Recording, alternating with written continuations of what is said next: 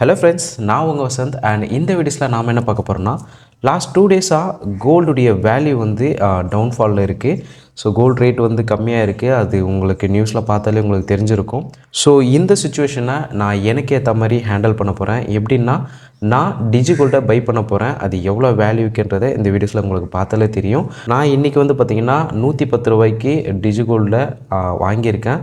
So இதுக்கு முன்னாடி நான் எவ்வளோ வாங்கியிருக்கேன் எல்லாமே இங்கே லிஸ்ட் ஆகி காமிக்குது. ஸோ நீங்களும் உங்களுக்கு எவ்வளோ அமௌண்ட்டில் டிஜிகோல்டை நீங்கள் வாங்கணும்னு நினைக்கிறீங்களோ, டாடா டிஜிகோல்டு இல்லை அதர் டிஜிகோல்டு ஆப் நிறைய இருக்குது. ஸோ அதில் நீங்கள் பை பண்ணிக்கலாம். இப்போது கோல்டுடைய வேல்யூ வந்து டிக்ரீஸ் ஆகிட்டே போயிட்டுருக்கு. எப்போ மறுபடியும் ரைஸ் ஆகும்னு தெரியாது. ஸோ அது வரைக்கும் நீங்கள் கோல்டு வாங்கணும்னு நினச்சிங்கன்னா டாடா டிஜிகோல்டு, அப்படி கோல்டு ETF இது போல் உங்களுடைய மணியை சேவ் பண்ணிக்கோங்க. ஸோ ஓகே கைஸ், இந்த வீடியோஸ் பிடிச்சதுன்னா லைக் பண்ணிக்கோங்க. அண்ட் இது போல் நிறைய வீடியோஸ் பார்க்கணுன்னா நம்ம சேனலை சப்ஸ்கிரைப் பண்ணிவிட்டு நோட்டிஃபிகேஷனை ஆளில் போட்டுங்க. ஓகேவா? ஸோ அடுத்த வீடியோஸில் பார்ப்போம். பாய்.